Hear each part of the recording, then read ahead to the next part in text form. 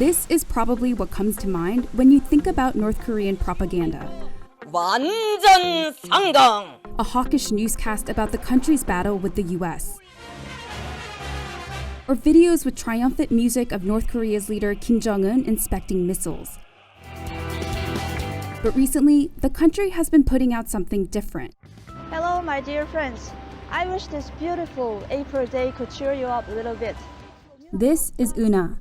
She doesn't share much about herself, but shows viewers the softer side of life in Pyongyang. From where to get her favorite snacks, to what she does for fun, and where to go running. It's my favorite day of the week, you know? It's my day off.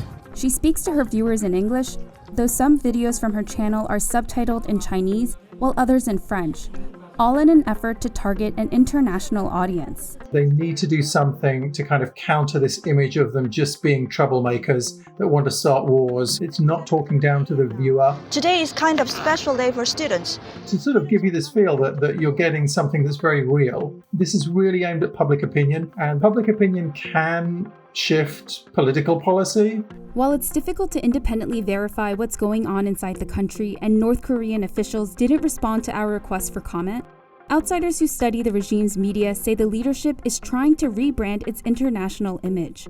We have become one of the very few COVID-free countries worldwide.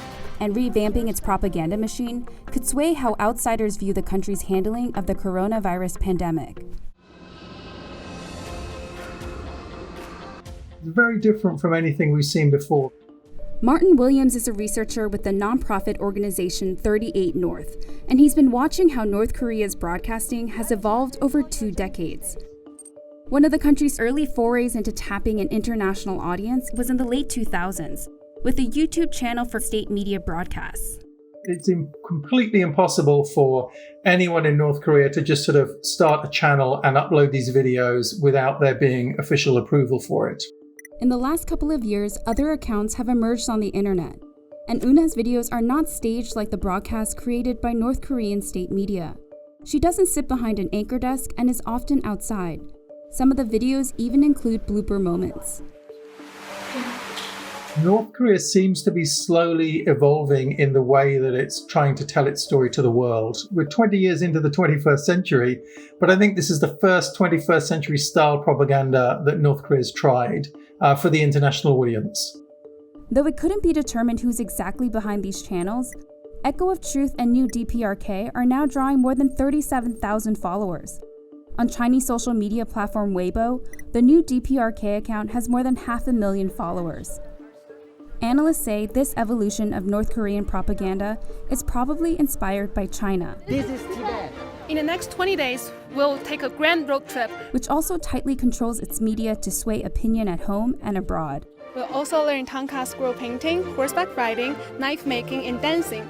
They are taking a page from China's propaganda book. It's a little bit easier for them to look at Chinese social networks and see what's popular and kind of take that as ideas.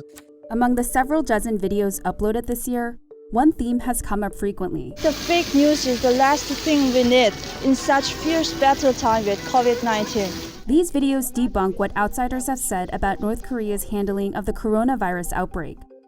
A World Food Program report from April placed North Korea on a list of countries at risk of food shortages because of the pandemic.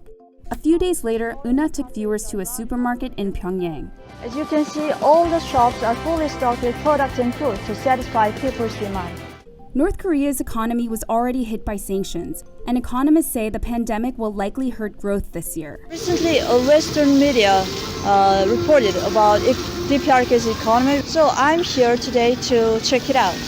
Una asked shoppers if everyday items are getting too expensive. 비쌌습니다. 수입품 물러도 우리나라 상품들이 물가가 비싸지겠습니까? 지금 수입품 사는 사람들이 어디 있습니까? 다 우리 제품을 잘 아는데. Traditionally, North Korea hasn't directly responded to much press coverage and much international criticism. What we've seen on these YouTube channels is they're trying to put a little bit of doubt into your mind that, maybe everything you see on North Korea isn't quite true.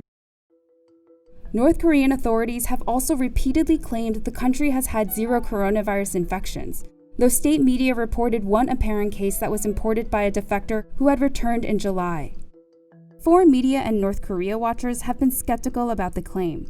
There's a lot of suspicion that COVID has already been present in North Korea for many months now. The entire world is now watching with amazement and disbelief.